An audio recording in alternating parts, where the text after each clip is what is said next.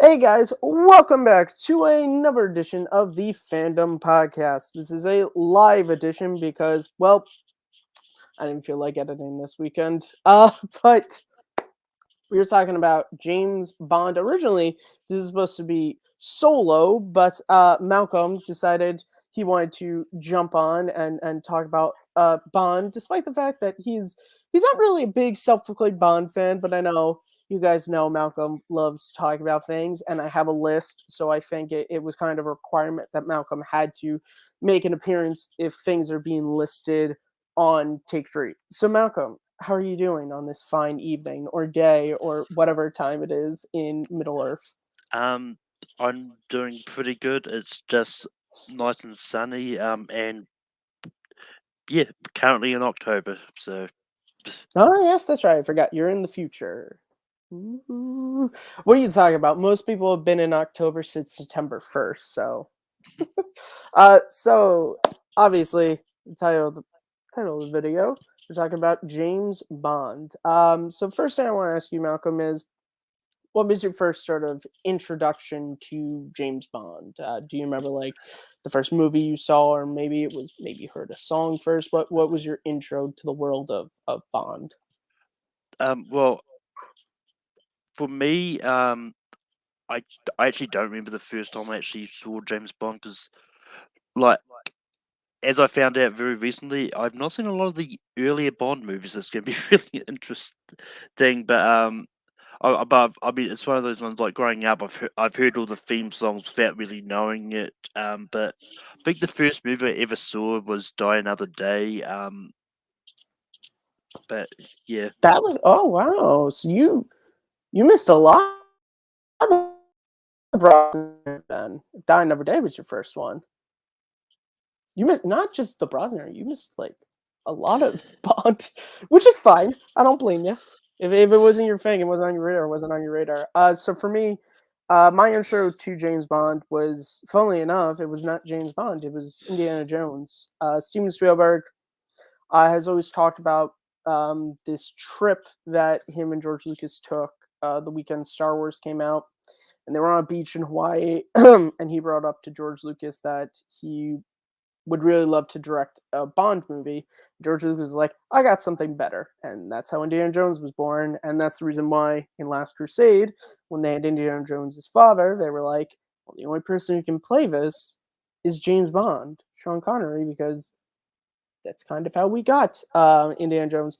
But the first movie I saw The World Is Not Enough. I think it was AMC or Sci-Fi Channel. I can't remember which, but they were airing a bunch of Bond movies, and I remember just randomly landing on it, and the gun barrel scene had just started to happen, and then there's that great boat chase at the beginning of the movie, and I just got really enveloped by it. And then of course you got the which maybe isn't my favorite Bond theme, but just like your first time experiencing Bond, like a Bond theme song and title sequence. It's pretty incredible. And that was when I was in like I want to say fifth, sixth grade. And then later on in middle school and especially early in high school, I started going back and watching like all the old school, all the old Bond stuff. I started reading the books. I remember the first Bond movie I ever saw in theaters was Skyfall. And so yeah, so I've been a Bond fan for a pretty long time.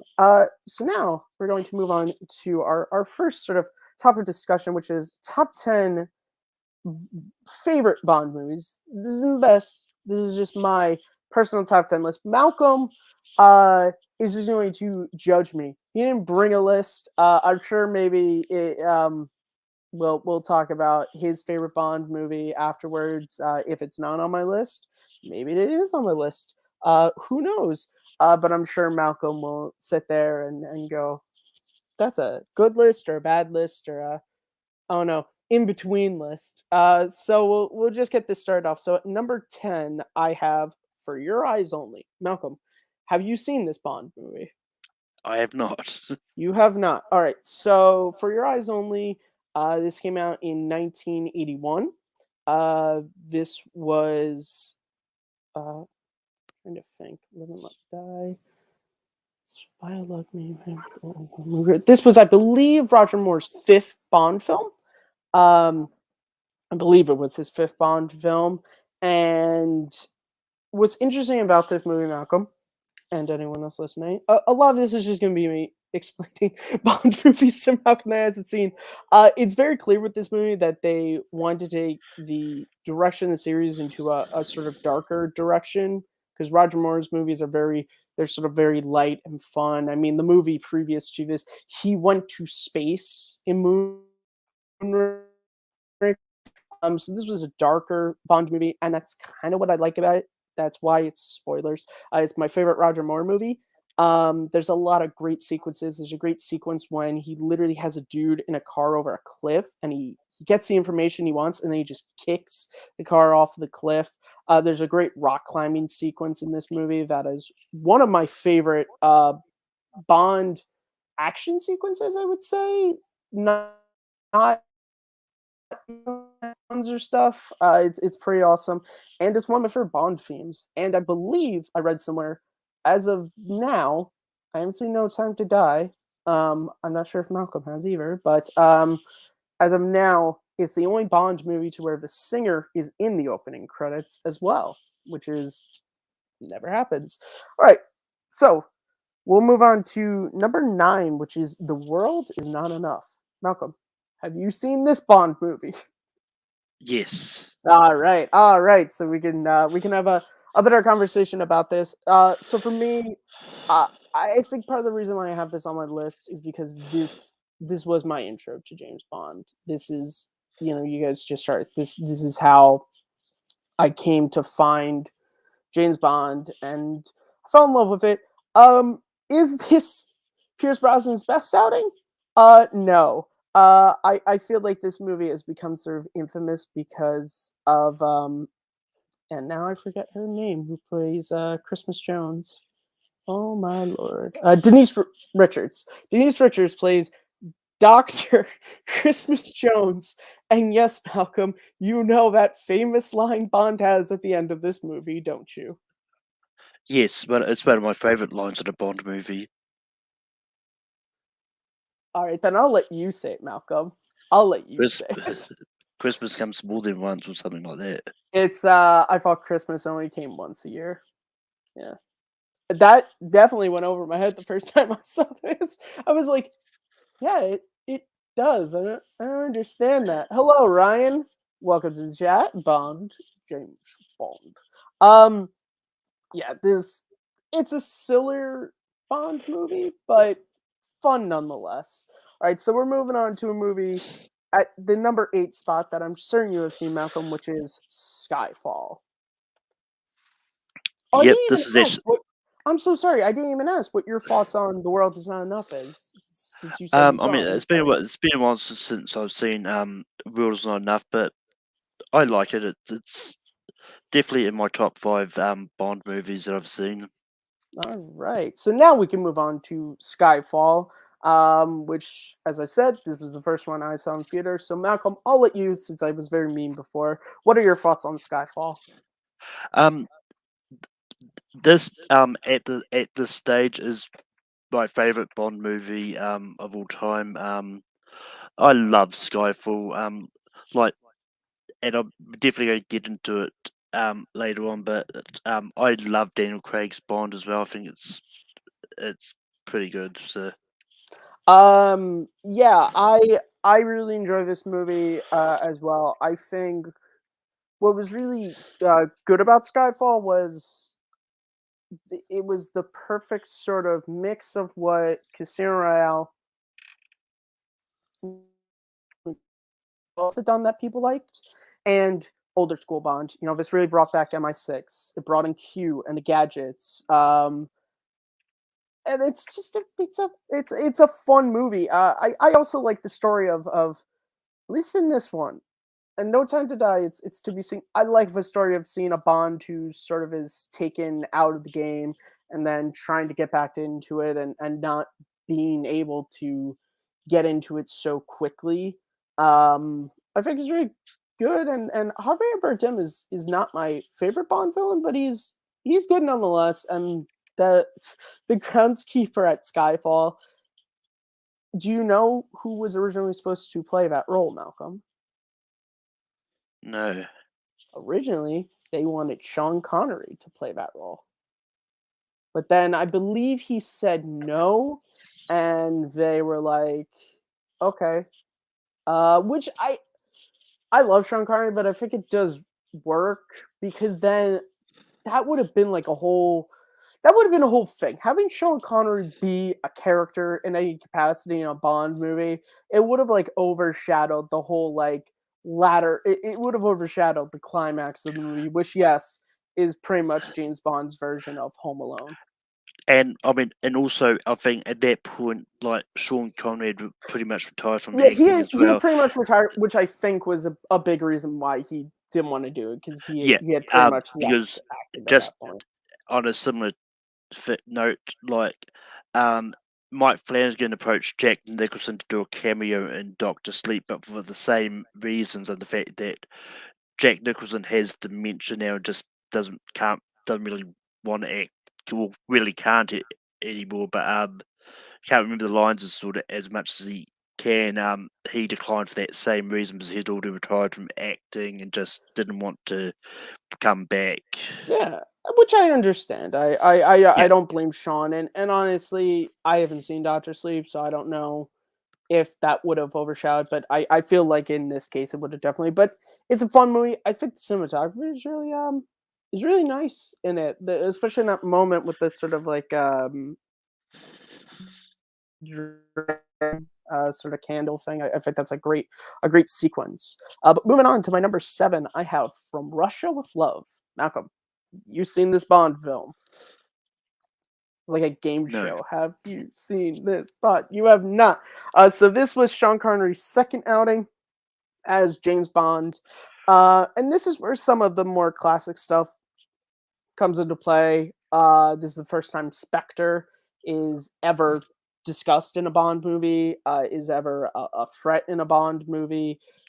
It's a really, really good outing for Sean Connery. I think he just continued to grow this character from Dr. No, and I think that's what I like about it. It's not quite the series that we know it as now, but it is that transitional film between Dr. No and Goldfinger. And I think it's a really good movie. You should check it out.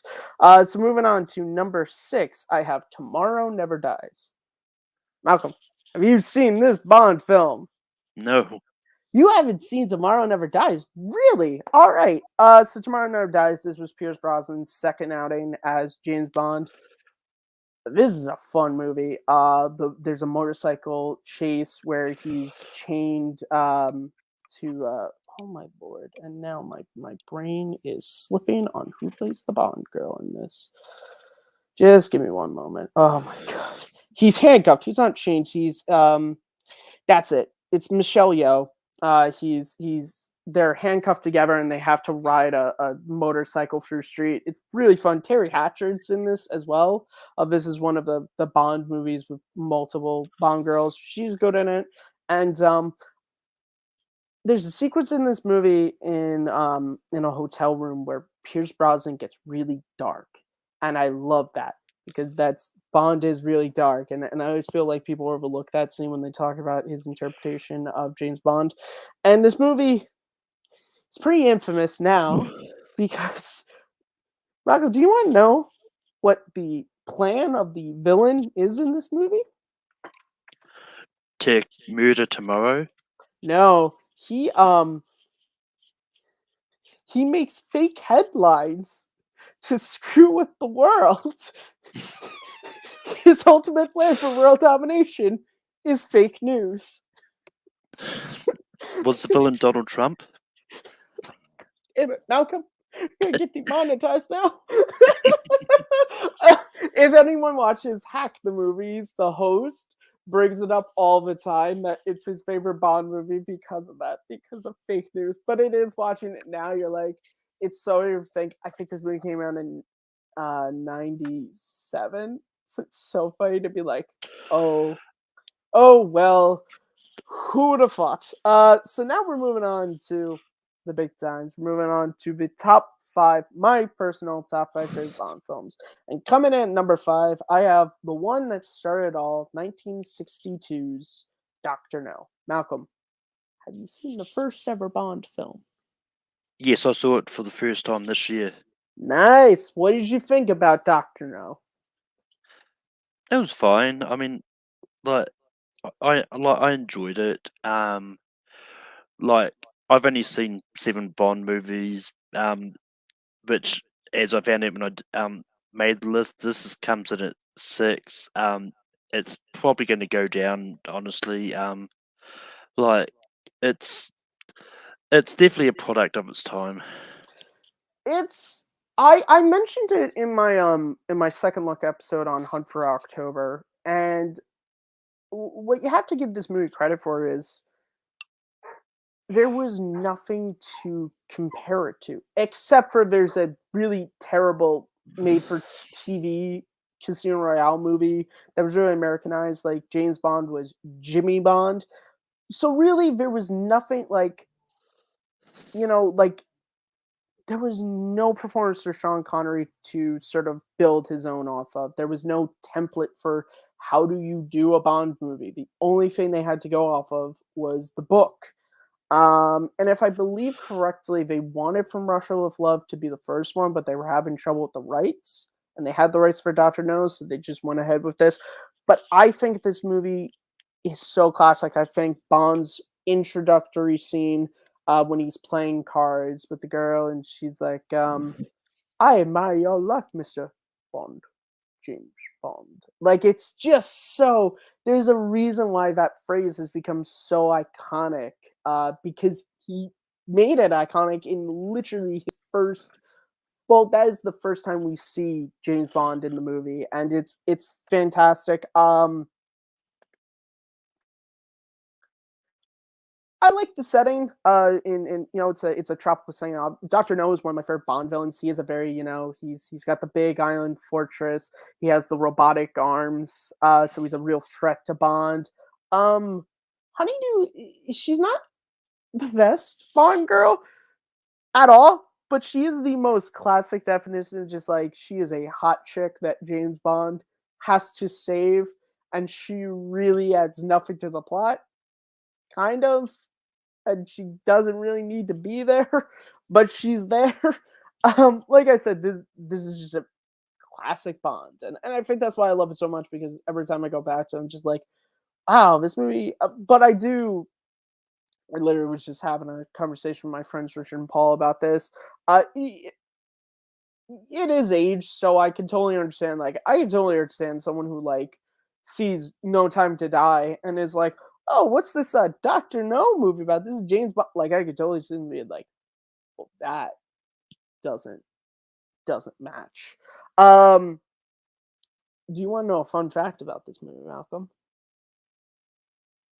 Okay, so do you remember the scene when to try to kill James Bond, they release the tarantula into his hotel room? It starts crawling up him.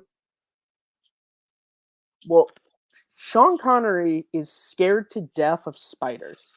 So he only agreed to shoot that scene if they could have a plate of glass across his body so the tarantula wouldn't actually be crawling on him. So, Indiana Jones and James Bond connections continue because obviously in that famous scene with the spider, there's the glass in between Harrison Ford and the spider. So, you know. All right, so we're moving on to my number 4 James Bond movie, which is The Living Daylights. Malcolm, have you seen this Bond movie? No. No. Well, this was Timothy Dalton's first outing as James Bond, and I think this is it's not my favorite, it's my number 4, but I think this is one of, if not the best James Bond movies ever made. I think this movie, it's still set in the Cold War, so you get that James Bond actually having a reason to really be a spy because the Cold War is going on. It has great locations. It has good villains. It has a decent Bond girl, and Timmy Dalton just really kills in this movie. And the climax of this movie is incredible, and especially this movie followed View to a Kill, which is one of the weakest Bond movies of all time, and it just like I had watched them just a day apart. Like I think I watched A View to a Kill earlier in July on like Wednesday, and watched this one on Thursday, and I was like, oh my god, this just made Living Daylights even a better movie. So I would really suggest Malcolm to go and check out The Living Daylights. Also, one of my favorite Bond themes by Aha. Great, great. Yeah, I kind of just stopped talking about the Bond themes. Like we can have a conversation about Bond themes afterwards. So coming in at number 3, I have. You expect me to talk? No, Mr. Bond, I expect you to die. Goldfinger. Have you seen this one, Malcolm? No. You haven't. Wow. As I Wow, said, I am shocked. But it's fine, I guess. So, Goldfinger, this is, I think, the most classic Bond movie. This is where so many of the things that people love about this series came about. This is when really Q and the Gadgets came. This is the first time James Bond ever rode in an Aston Martin. It has the big villain with the side henchman Oddjob, who's great, who has no lines, but he's got the hat that can break stone statues. And it's such an incredible, lucky last October when Sean Connery unfortunately passed away. AMC theaters. It was interesting. I saw some AMC theaters got Hunt for October, and other AMC theaters got Goldfinger. My AMC theater got Goldfinger, so I got to see Goldfinger in the theater, and I've been watching this movie for so long, but to be able to see a classic Bond movie in the theater for the first time, Malcolm, I don't know if they do a lot of like old revival screens, but if you ever get the chance to see this movie in the theater, see it, because it's incredible. And also, and Chris and me have had this conversation before. Name aside, Pussy Galore, and we just got demonetized by using her actual name, is one of the best Bond girls, and she is like actually integral to the plot, and is the reason why James Bond is able to win the day in the end. So, yeah. And it also leads to one of the best Bond scenes in the world, which is Malcolm. James Bond wakes up, he's on a plane, she's standing in front of him, and she goes, "My name is Pussy Galore." And Sean Connery just sinks back into his chair and goes, "I must be dreaming."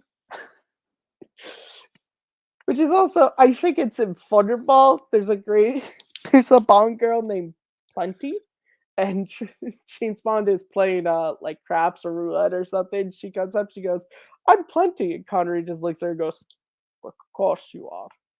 Goddamn, that was a man. That was a man. But now, Malcolm, we move on to my number 2 favorite Bond film, which is License to Kill. Have you seen this James Bond movie? no. No. So, License to Kill, this was Timothy Dalton's second and sadly final outing as James Bond. What I love about this movie is it's a smaller scale movie. It's a revenge movie, actually. James Bond, his friend Felix Leiter, this drug lord, Stavros, uh he hurts him. He hurts him in a big bad way, and Bond decides, I'm gonna go and get revenge for my friends, and he actually gets his license to kill revoked from MI6, and he is pretty much on his own. And I think that's what I like about it. I like the fact that it is such it's such a personal story for Bond, which he really doesn't get. This movie is not him fighting for king and country. This movie is him fighting for a vendetta. And I love that. And it also contains one of my favorite Bond lines, to where there's a scene to where he's been sort of brought into Stavros' office. And Stavros, he has a gun on him, obviously, because he's James Bond. He's like, why carry this? What are you, like, some sort of problem solver? And Bond just goes, I'm what you call problem eliminator. So yeah, I really would suggest checking this movie out. It's a goodie. But now we move on to my number one favorite Bond film. Gosh, I hope Malcolm has seen this, which is Goldeneye. Have you seen this movie? You know what I'm going to say. You're gonna say no? You haven't seen Goldeneye? That No. wasn't one of the ones you checked out? Wow. All right. All right. You know what? I would be upset more with Malcolm, but I'm more jealous because you now get to experience all these Bond movies for the first time. Goldeneye is incredible. It contains so much about what I love about this series. It has my favorite Bond villain, who I don't want to reveal. See, now this is tough because there's things that happen in this movie that I don't want to spoil for you. But the villain in this is my favorite Bond villain. The, the music's great in it. The action scenes are great. It contains one of my favorite Pierce Brosnan Bond moments. It's at the beginning of the movie, and I feel like this is fine to spoil because it's the very beginning. But a guy sitting in like a stall, a Russian soldier, and he's like reading a paper.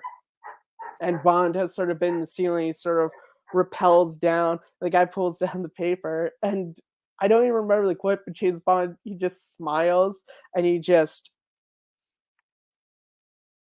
the dude out. It's great. Yeah, this movie, Ryan and me actually, over on his channel, we actually did a watch along with a friend of his about this to celebrate its 25-year. I'm not gonna do that, Ryan, but to celebrate, so you could go find that over on Ryan Permison's channel. Yeah, I'm not gonna do that to you, Malcolm. I'm not gonna kick you off. You might kick me off, because and Malcolm just kicked himself off. I've got. You don't have the audio avatar. Malcolm, I don't pay for premium like you, mister. I got the basic StreamYard package. Yes, Ryan, I will really quickly. I'll go over my top 10 list again. So at number 10, I had For Your Eyes Only. At number 9, The World Is Not Enough. At number 8, Skyfall. At number 7, From Russia with Love. At number 6, Tomorrow Never Dies. At number 5, Dr. No. At number 4, The Living Daylights. At number 3, Goldfinger. Number 2, License to Kill. And at number 1, Goldeneye. So those are my top 10 favorite Bond movies. And Malcolm, now I ask the question. You don't have a top 10 list because you haven't seen top 10 movies.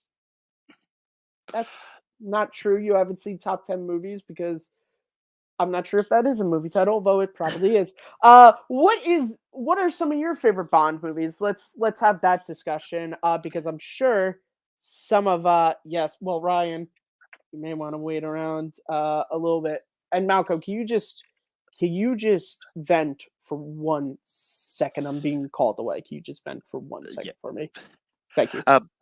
So to explain myself, like as I said earlier, the first Bond movie I saw was Die Another Day, because I was asked when it came out, if I want to go see the movie. I was like, sure, and so I went there. And,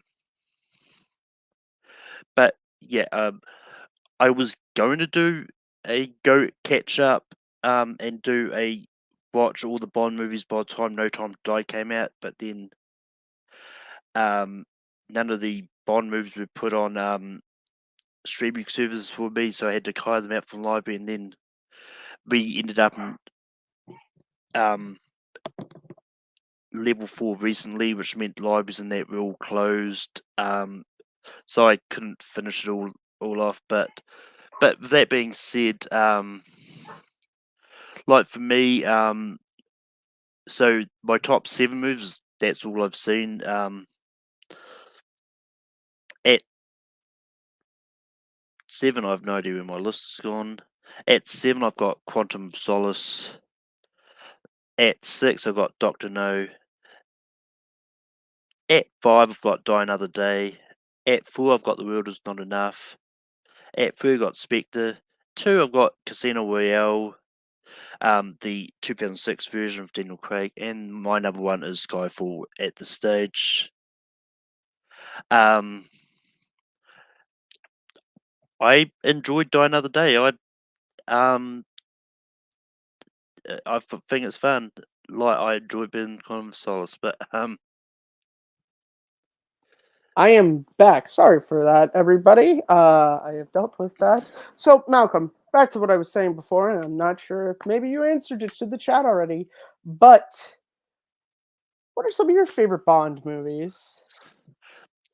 so yeah, I'll just go over it again because I want to see your reaction. At 7, I've got Quantum of Solace. At Cool. 6, I've got Doctor No. Okay. At 5, I've got Die Another Day. At Okay. 4, I've got The World Is Not Enough. Okay. At 3, I've got Spectre. At 2, I've got Daniel Craig's Casino Royale, and my number 1 is Skyfall. I'm not really judging this, and here's why. Um, because I know you haven't seen a lot of Bond movies. So it's like what am I trying to say? It's kind of like if it's like if someone says, I've only seen the first season of The Office, and so their favorite episodes are just a ranking of the 6 episodes from season 1. It's like, I can't really be mad because, like, what else are you supposed to do? What are you supposed to do?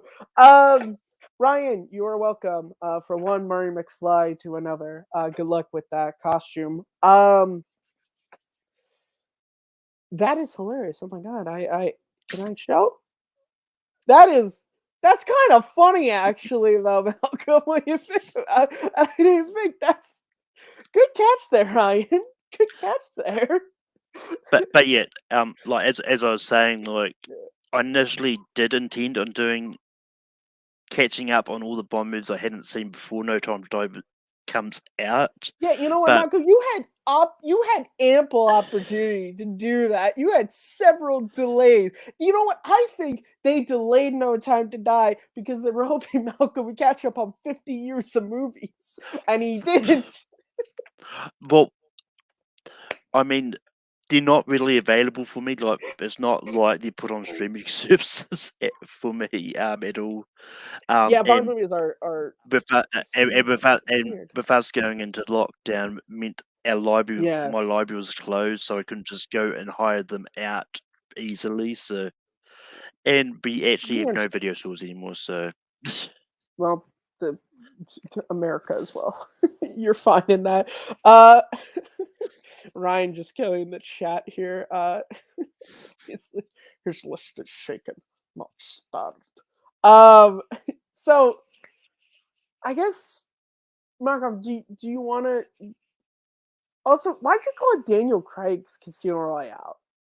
Is it because I brought up the fact that there was the one from the 50s and you needed to make sure well, that the wasn't one there from the wasn't there a 67 Casino Royale as well?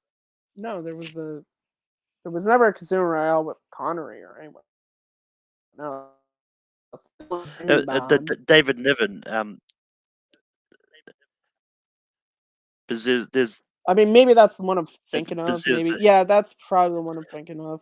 Yeah, that's probably the there's one the I'm TV one. yeah, There's another one. I thought it was in the 50s for some reason. I thought it predated I thought it predated Connery, but it didn't. So that's my own fault. I've never seen it. I've only seen the Cinema Snobs review because I can't bring myself. But Malcolm, I feel like in your list, most people would assume that that's the Casino Royale you saw. Since I feel like you can't even find that anywhere really. But regardless, I have my ways of finding things. that needs to be a Bond one-liner. Also, do we want to? Do you want to give me crap now for not having Casino Royale on the list, or should we wait until we talk about Bond actors together? to that. I mean, why would I give you crap for not having Casino Royale? I know your opinion on Daniel Craig, so Yeah, well, technically we won't. Maybe we will talk about. All right, let's talk about before we get into Bond actor because I like to force everybody to wait. License Kill Special Edition DVD. Nice, Ryan. I only own the Dalton films in the James Bond collection. But yes. So let's talk about Malcolm. What are some of your favorite Bond theme songs? If you have any, if you don't, that's fine as well. But if you have any, I mean, I've got a few. I actually quite like a lot of them. I'm not going to reveal my hand because that's potentially going to be a rankum at some stage. so I will not reveal my hand as well because I would love to be on that But one. I do like Skyfall, and I actually quite like the one Duran Duran did. I cannot remember which one it was now. A View to a Kill, Yeah, that one. that one, yeah. Yeah, I like Skyfall too. I think that's one of those when the Oscars does best song and you like really like a song, you're like, man, I hope this wins. Man, I was so happy when it won, and her performance at the Oscars was fantastic. That I listen to that like when I'm driving in the car, it's on my phone and it comes on. I'm always just like I like turn up the bass and I'm just like, yeah. I throw on my suit that I always just have at all times. But to not really fully reveal my hand as well, I'll just say, in no particular, some of my favorites are uh, For Your Eyes Only, um, uh, Skyfall, I already said. You Know My Name from Casino Royale. I think that's a great song. License to Kill, Goldeneye, Goldfinger, and I'll say it. I'll just spoil it. I already said License to Kill. That's my favorite Bond theme, but The Living Daylights is slowly catch up there. So is For Your Eyes Only. That's a really good one, people. Ryan Permerson, he lets us know some of his favorite Bond themes are Skyfall, No Time to Die. Ooh, I have not, and I said this earlier on Twitter, I have not heard No Time to Die yet. I know it got released, but I said when it got released, I will wait to hear that song when I see it in the title sequence because that is where Bond themes should always first be experienced is with the title sequence. I am seeing the movie next Thursday. I literally have a week to go of having to avoid this song. Thankfully, I'm still working from home, so I don't have to listen to the radio. Let's see. I have survived multiple delays of this movie without hearing it, and when when I'm in the car driving to the theater. Is when the radio's gonna play it, and it's like, ah! But yes, GoldenEye and World Is Not Enough. That is a solid list, Ryan. Um, so we've talked about our introductions to James Bond. We've talked about my favorite movies and Malcolm's favorite films. We've talked briefly about the themes because that could be a rankum in the future. We'll have to wait until there's Malcolm. We're gonna wait for a while for that one. We're gonna have to wait until there's a new James Bond movie. It's gonna be a while. We don't even have a new Bond. I mean, it was a potential. It was always going to be a rate anyway because of me doing the horror rankum series anyway. So True. Brian, that's a solid person I want to interview. I would love to talk to Jeremy Dalton. Malcolm, I'm sure you would too, because he is Mr. Pricklepants in the Toy Story films. it's He's all right. also I'll just get him on the phone now. he's also in Hot Fuzz, and he's one of my favorite. Have you ever seen Hot Fuzz? Yes. Yeah, he's one of my favorite parts of Hot Fuzz.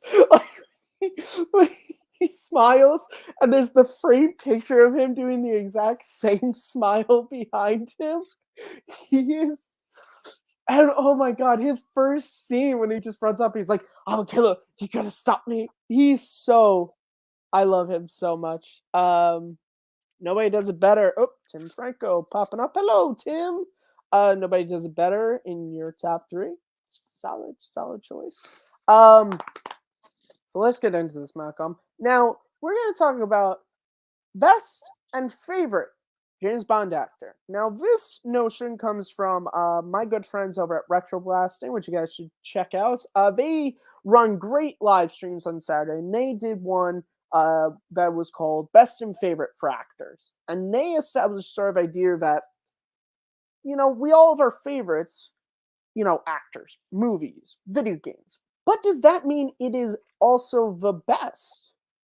Not always, because sometimes we have, if we can sometimes remove our own nostalgia glasses sometimes on something, or I don't know, whatever. So let's get into this, Malcolm. So I'm going to ask you first, who is your favorite James Bond actor? Now, if you want them to be the same, obviously, that's up to you. I'm not forcing you to pick. So who is your favorite James Bond actor? I mean, like for me, my favorite is also the best. It's Daniel Craig. It's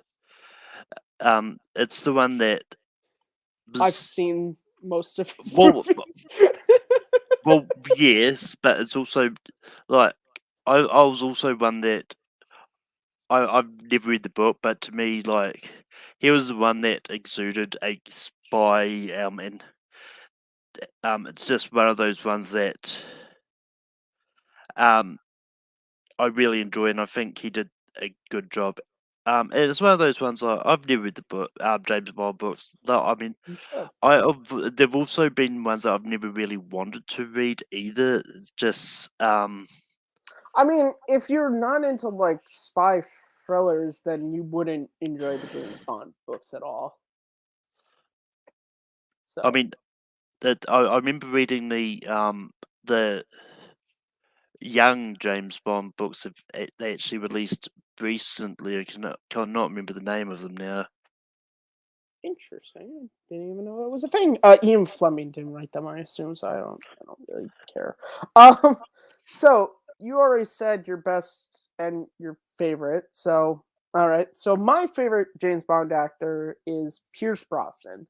Um, yes, he was the first actor that I ever saw. Maybe that has something to do with it, but I think he just seems like a great mix of, he has moments of the light fun of, sort of Roger Moore, George Lazenby, well, maybe more Roger Moore and George Lazenby, but he also gets that great darkness in moments like a Dalton and early Connery, and I think that's why I love him. He is just, that man is smooth. I mean, when I think of James Bond, I think of that moment, and I can't say it without spoiling because Malcolm hasn't seen Goldeneye. Darn it! But there's a moment that involves a big machine and a tie adjustment, and it is Chef's Kiss. Tim Franco comes at us by saying the books are more sexist. Yes, they are. Yes, I mean, he was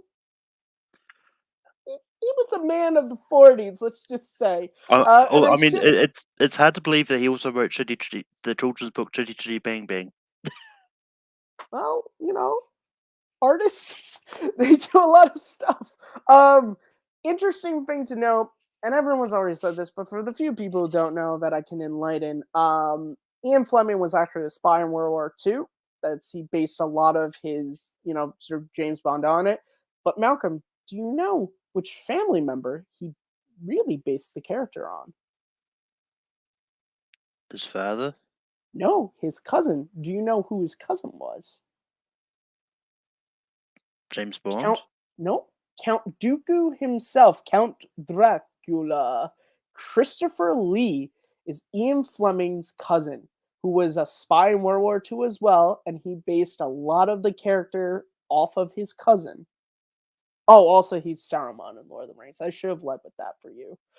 So yeah, so that's a cool thing. A lot of people don't know. He played the villain in a Bond film.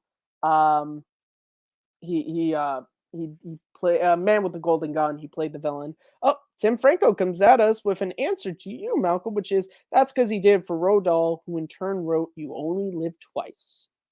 So I guess maybe they were off for friends. You know what?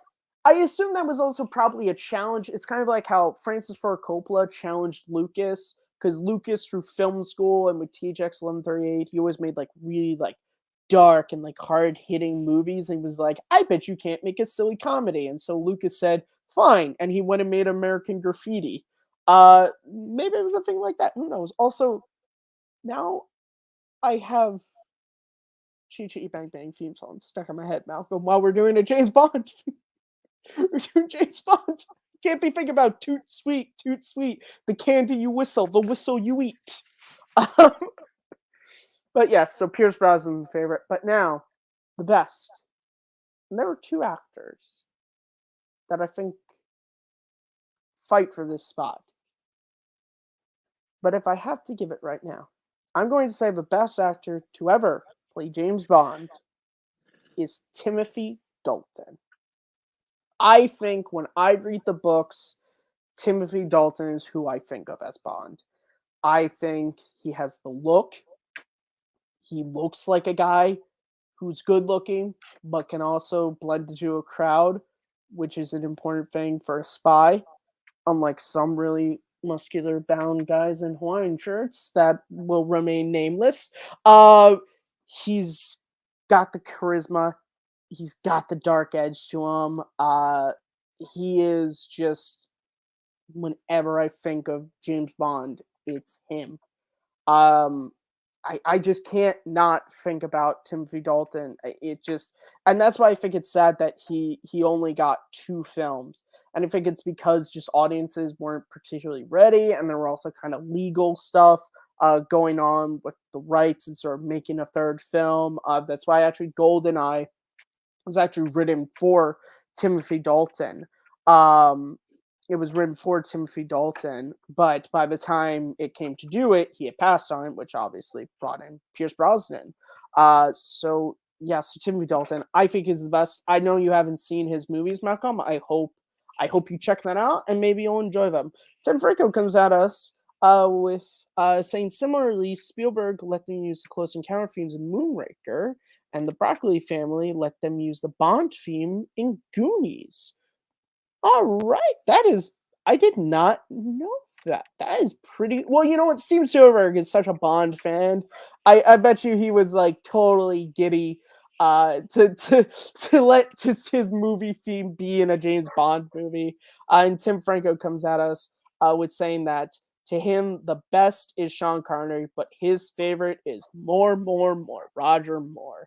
And also Ryan Permison earlier said that to him, the best is Daniel Craig and his favorite is Pierce Brosnan. So much disrespect to George Lazenby. George Lazenby, I really like that movie. I think George Lazenby gets a lot of disrespect just because he was James Bond in between Sean Connery. He never got to do another Bond movie again. This poor guy, I just feel bad for the guy. Like, it's not his fault that he was sandwiched in between one of the best actors to play James Bond. I feel bad for that guy. I mean, he's above an actor that was on your list, Malcolm. When I rank the Bond actors, is all I'm gonna say.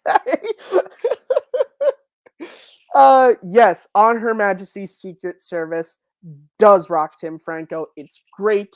Tracy Bond. Never forget. That is one I would suggest you watch too, Malcolm. That is a. I mean, I'm going to watch them all eventually. Yeah, well, what is no time? Did I need to be delayed again for you to finally do it? You hide behind your COVID standard. Yeah. Look at you with your arms crossed. You're like a Bond villain right now. All you need is, where's your dog? Just start petting your dog. If Malcolm was to rank his favorite James Bond movies, the Austin Powers trilogy would be in the top 3 spots. Facts.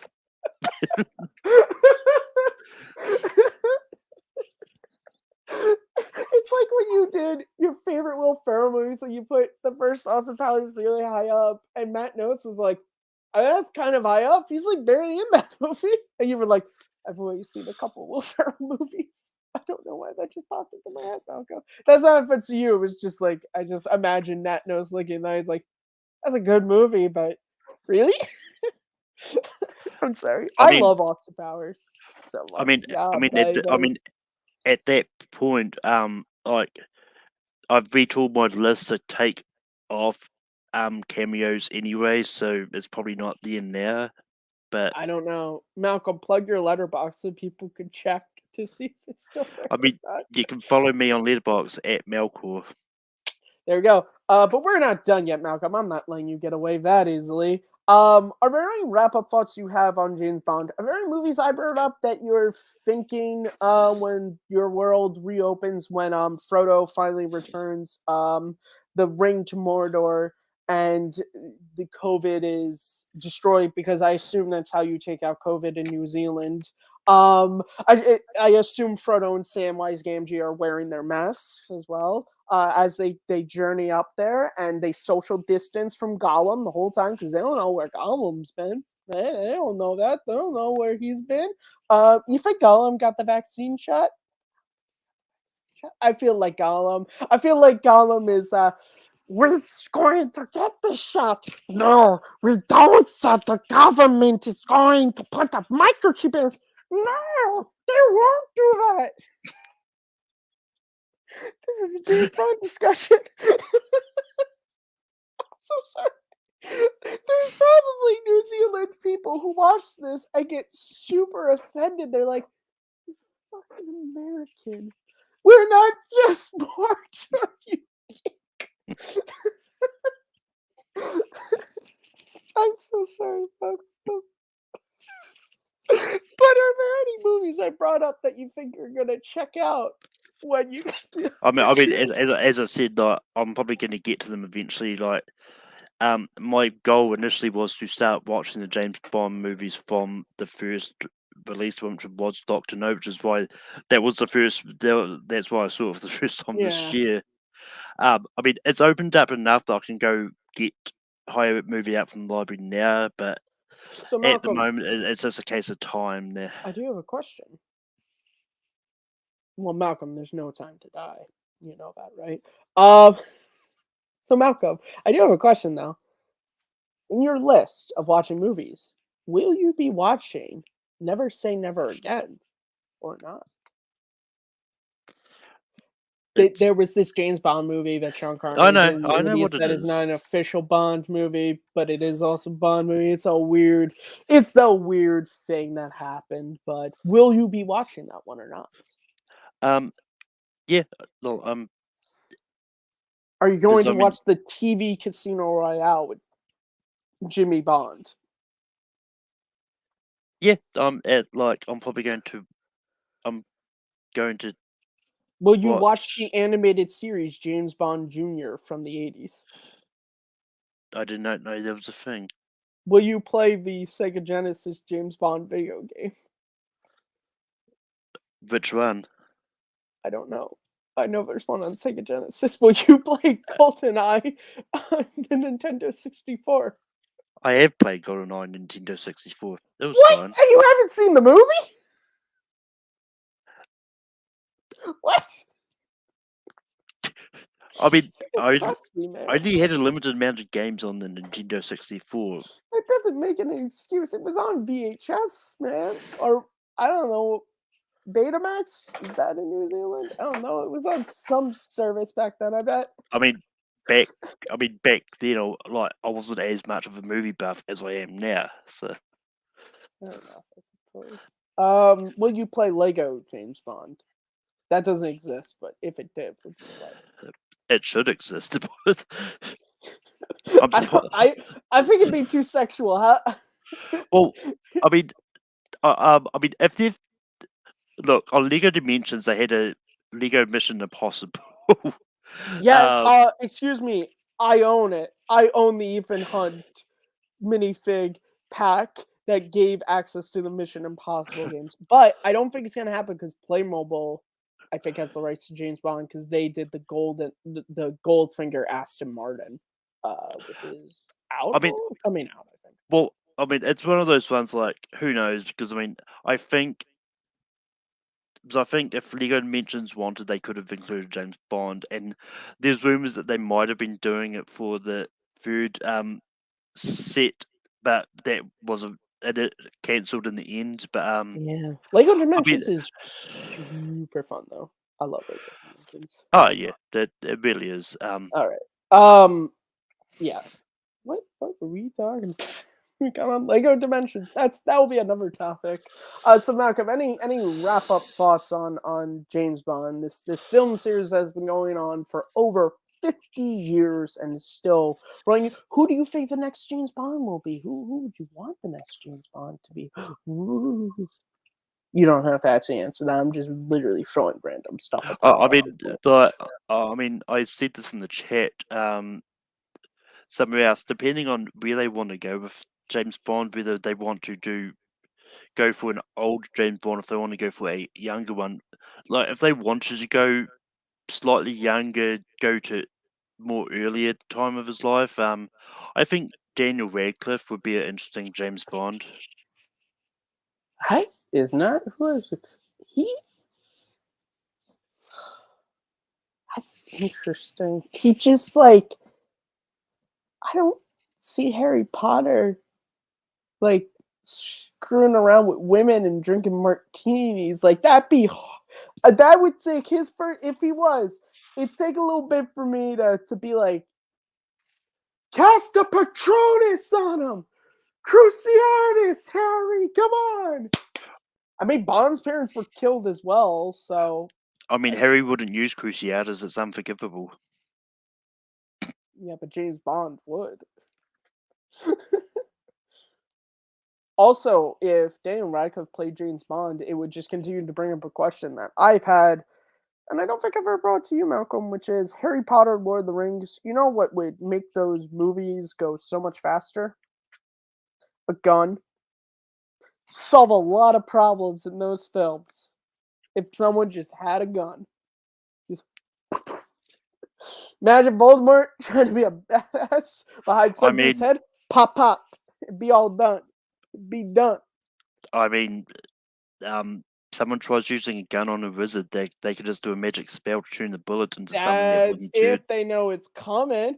But sniper from far away, just like the dude from what is it, Saving Private Ryan? He got his sights.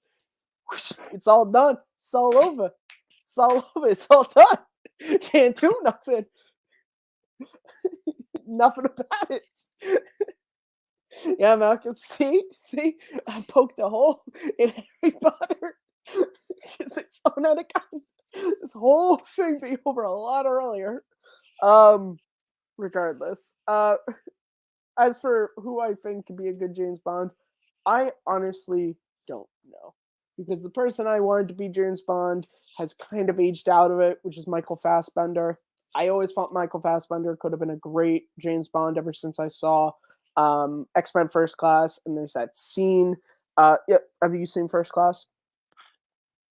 Have I seen First Class? Of course I've seen First Class. Oh, I'm so sorry. You've seen the X-Men movies. This is not James Bond. I'm so sorry. But there's that scene when he goes into he's in the German bar and there's the two Nazi guys, and it just feels like and obviously that movie takes place in the 60s. It just feels like a Connery moment, when he stabs the knife into the guy. It's just like, I'm Frankenstein's monster. Like I remember seeing that movie for the first time and being a Bond fan, just going like, this guy could be like the best James Bond. But I just feel like now, and it's not his fault. It's just like, I feel like these movies go on for a while, and I'm not sure. It's the same thing with Idris Elba. I think he'd be a really solid choice. I just think they're both too old. I don't think they would sign them. I would be happy if they signed either one of them. I mean, as I said, I think it depends on where they want to go for the next Bond as well. Because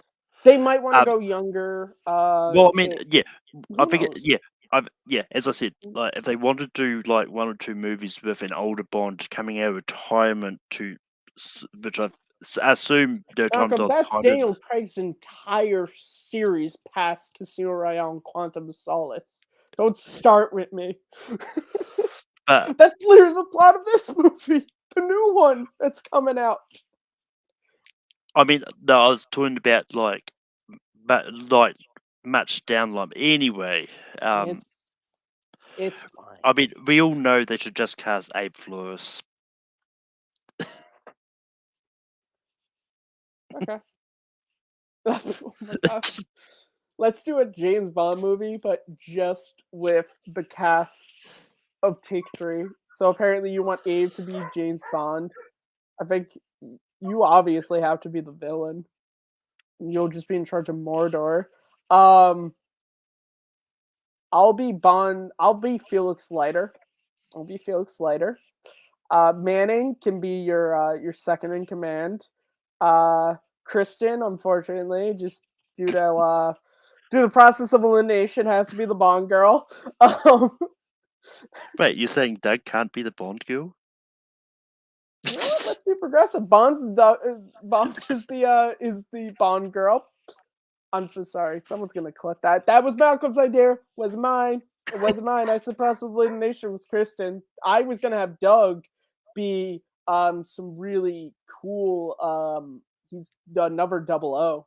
But Malcolm wanted him to be the Bond girl. So that's Malcolm's version. Abe and me will work on a graphic and we'll come up with a it only takes 3 or something stupid with our name. I mean, for all we know, Abe's already got a graphic sorted. He listens to this like, oh yeah, to double graphic. I just like to think that's what Abe does. He just, which actually, that we're getting ahead of ourselves. But Malcolm, where can good people find you on the interwebs? You can find me on Take Through. I host Rankum every Saturday night. This Saturday we're continuing through our horror series and moving on to the 80s. And I also host late night, which doesn't happen as often now, but am planning on one for a couple of weeks. I know I've had a Boy Meets World one planned for the last few weeks, but eventually that will happen. But that won't be the next one I'm doing. I'm doing a special one for special reasons, but yeah. I can't wait to hear. Maybe I'll be on. Maybe I won't. Is it James Bond? Probably not, because that would totally defeat the purpose of this episode, Malcolm. You guys, as always, can find me at Kearns_Matthew on Twitter, MattMovies611 on YouTube, and right here as host of the Fandom podcast, which I'm going to start doing more episodes on my own. They're going to be shorter episodes, but I'm gonna try it out. See if you guys like it. They will be like the Fandom podcast usually is pre-recorded. I just, like I said at the top of this video, I have no time to edit a video right now, so I just wanted to do this live. And I thought it was fun with the chat. Let me know if you guys would want more Fandom podcast episodes to be live so you can be a part of the conversation in real time. And please let us know who is your favorite James Bond actor. Who do you think is the best James Bond actor? What are your favorite Bond movies? What are your favorite Bond themes? What are your favorite Bond side characters? Your favorite books, if you've read the books. Start a conversation in the comments. Also, if you liked hearing me talk about James Bond, I've linked it in the description of this video. Back in July, I was part of an online convention called Iconicon, and I was on a panel where we discussed all the James Bond movies that were released in the 1980s. So that was a ton of fun. You can also find me as the host of Second Look. Currently, a video is not in the works. I'm thinking of one for the holiday season. So keep an eye out on that. I'm not gonna try to give away what movie it could possibly be. Maybe it's Lethal Weapon. Maybe it's Lethal Weapon. It's not Lethal Weapon, but it might be. Is it? Maybe it's Die Hard. I don't know. Those are the 2 greatest Christmas movies ever made, right, Malcolm? I'm so Sorry. And I'm also the co-host of Simple Tricks and Nonsense, which is a new show with me and my co-host Abe. A new episode is dropping tomorrow, where Abe and me talk about our the first movies we ever saw in theater. Is a ton of fun. I've really enjoyed doing that show with Abe. So with all out of the way, be sure to subscribe to Take 3 if you aren't already, and share this video around because word of mouth really helps us out. So, well, the way, on behalf of Malcolm and myself, thank you all for watching. Remember, chicken or stud. I couldn't really think of a good bond. I think that.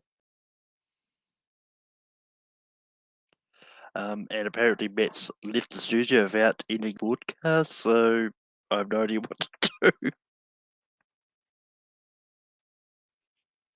And I removed myself from the screen rather than end the broadcast. Boy, this is why I don't do